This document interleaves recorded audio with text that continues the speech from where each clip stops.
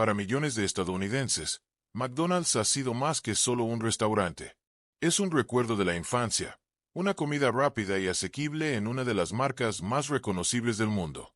Para la década de 1980, McDonald's se había convertido en una piedra angular de la cultura estadounidense, con miles de ubicaciones en todo el país, sirviendo a millones de clientes todos los días. Familias, trabajadores y niños por igual encontraban consuelo en los Arcos Dorados. Pero en una trágica tarde de verano en 1984, ese sentido de consuelo fue destrozado. El 18 de julio de 1984 comenzó como cualquier otro día.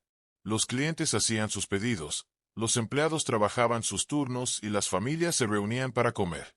Pero para cuando cayó el sol, el McDonald's de San Isidro se habría convertido en el sitio de uno de los tiroteos más mortales en la historia estadounidense. Uno que cambiaría para siempre las tácticas de las fuerzas del orden y las medidas de seguridad pública en todo el país.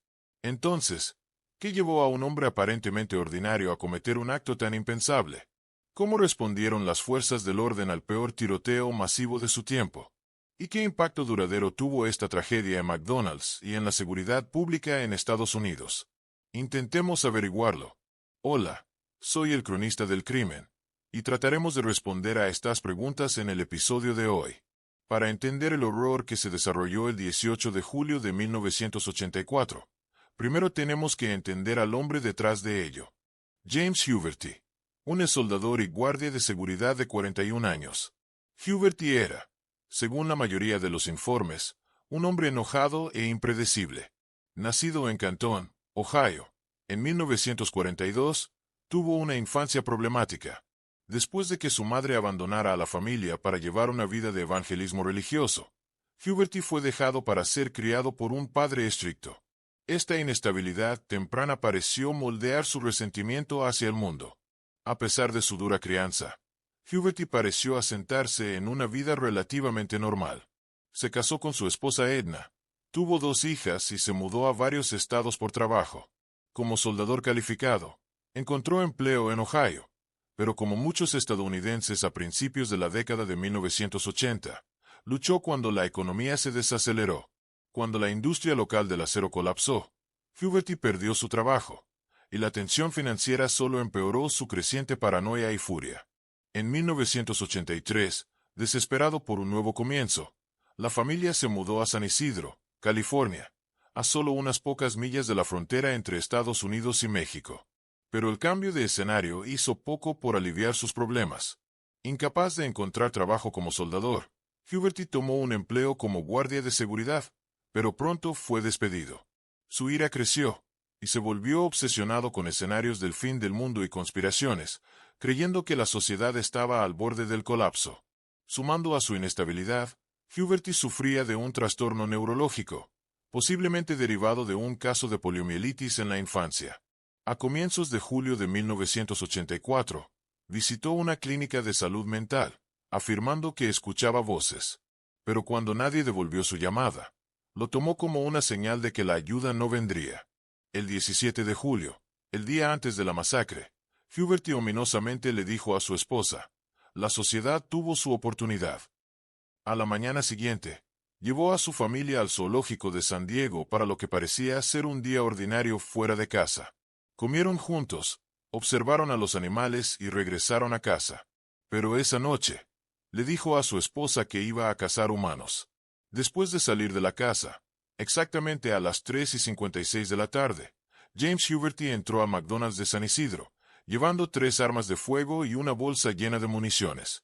Lo que sucedió a continuación sería uno de los tiroteos masivos más mortales de la década. Los empleados detrás del mostrador apenas notaron a Huberty al principio. Después de todo, la gente entraba y salía durante todo el día.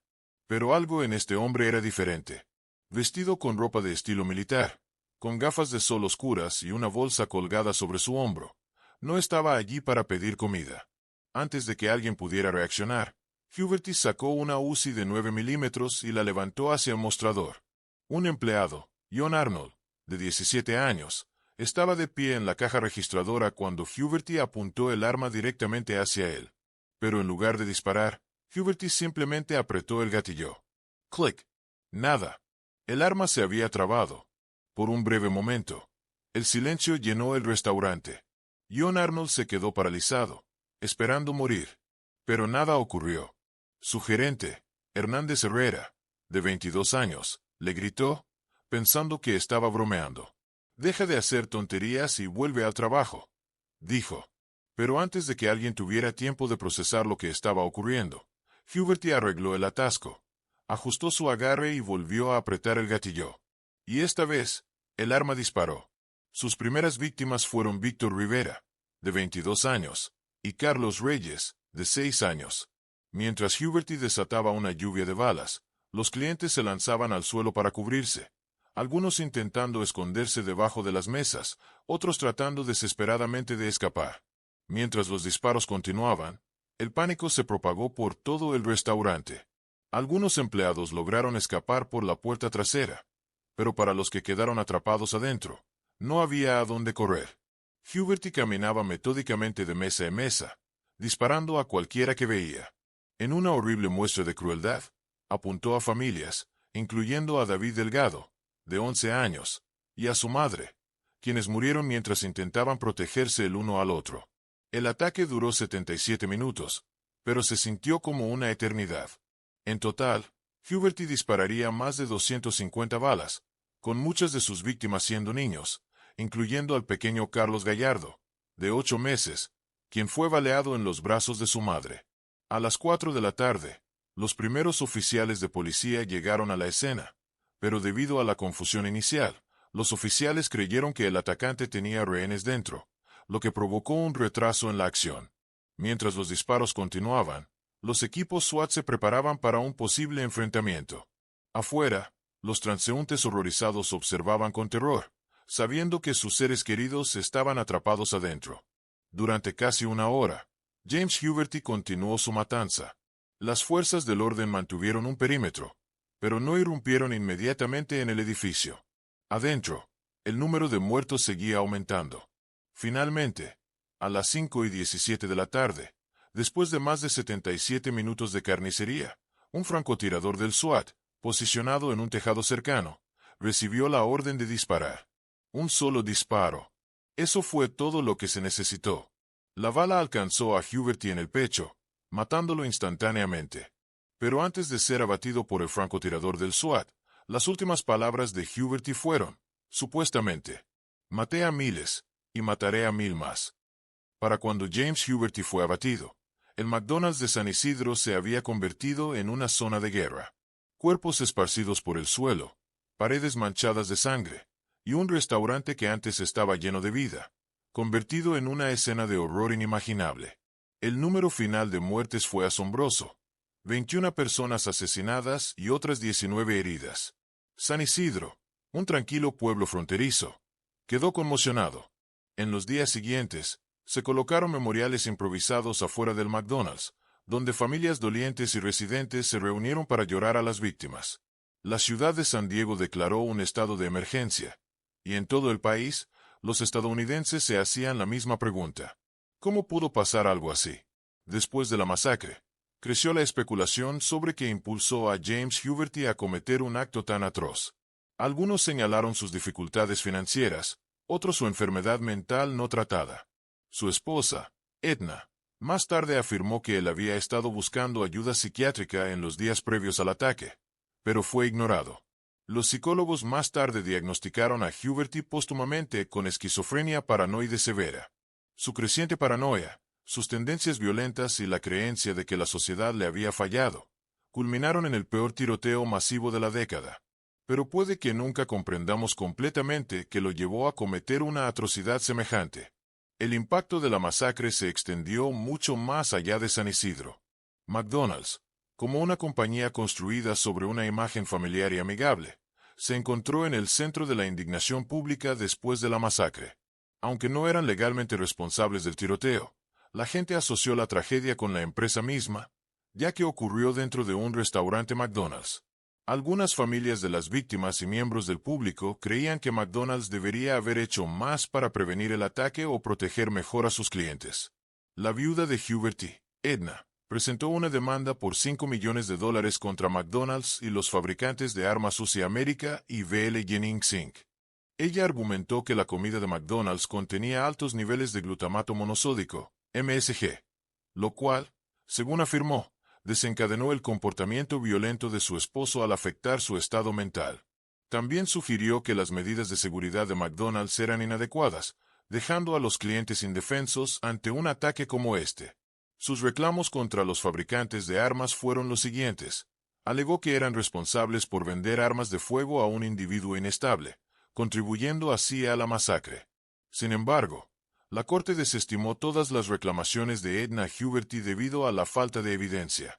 La idea de que la comida de McDonald's pudiera haber influido en las acciones de Huberty fue ampliamente ridiculizada y rechazada en la Corte. Los fabricantes de armas tampoco fueron considerados responsables, ya que Huberty había comprado sus armas legalmente. Y aunque McDonald's no fue legalmente culpable, enfrentó presión pública para asumir responsabilidad de alguna forma. Las familias de las víctimas exigieron que el lugar nunca fuera reabierto y que, en su lugar, se convirtiera en un sitio conmemorativo. Inicialmente, McDonald's ofreció asistencia financiera a las familias de las víctimas, pero dudaba en demoler el restaurante. Sin embargo, debido al enorme clamor público, McDonald's demolió el edificio en 1985, menos de un año después de la masacre. El terreno fue luego donado a Southwestern College, que construyó un campus satélite en el sitio. Se colocó una placa conmemorativa allí para honrar a las víctimas. La masacre expuso fallas críticas en la respuesta de las fuerzas del orden. En ese momento, el procedimiento policial estándar era contener una situación con un atacante activo y esperar a que los equipos SWAT intervinieran. Pero en los tiroteos masivos, cada segundo cuenta. El retraso de 77 minutos en detener a Huberty provocó duras críticas hacia la forma en que la policía manejó el evento. Como resultado, la policía de todo Estados Unidos revisó completamente su enfoque ante los tiroteos masivos. Los departamentos adoptaron nuevos protocolos de tirador activo, enfatizando el enfrentamiento inmediato para neutralizar las amenazas más rápido. La tragedia en San Isidro cambió la manera en que las fuerzas del orden responden a los tiroteos masivos, abriendo el camino hacia las tácticas modernas. 21 personas inocentes perdieron la vida en un solo día. Su único error fue estar en el lugar equivocado en el momento equivocado. A pesar del terrible número de muertes, muchas personas sobrevivieron, a menudo por pura suerte o pensamiento rápido. Una familia de 5 sobrevivió escondiéndose en un asiento tipo cabina, fingiendo estar muerta por más de una hora. Una madre y su hijo de 11 años fueron baleados múltiples veces, pero sobrevivieron quedándose inmóviles. Y varios empleados escaparon por la salida trasera antes de que Huberty pudiera alcanzarlos. Poco después del tiroteo, la esposa de Huberty, Edna, y sus hijas huyeron de San Isidro y cambiaron sus nombres. Edna Huberty más tarde afirmó que su esposo le había advertido de sus planes, pero que ella no lo tomó en serio. La masacre de McDonald's en San Isidro sigue siendo uno de los días más oscuros en la historia moderna de Estados Unidos. Un acto sin sentido de violencia que robó 21 vidas inocentes y dejó una cicatriz permanente en la nación. Aunque la tragedia expuso fallas críticas en la respuesta policial, también llevó a cambios en los protocolos de tiradores activos, asegurando que futuros incidentes fueran enfrentados con acción más rápida y decisiva. Aunque el sitio de la masacre ha sido reemplazado hace mucho tiempo, la memoria de aquel día fatídico y de las vidas perdidas nunca debe ser olvidada. Recordamos a las víctimas, a los sobrevivientes y las lecciones aprendidas. ¿Qué piensas tú? ¿Pudo haberse prevenido esta tragedia? Déjanos saber en los comentarios. Gracias por ver El Cronista del Crimen. Por favor, dale me gusta, comparte y suscríbete. Si tienes comentarios o ideas para el canal, nos encantaría escucharlas. Gracias de nuevo.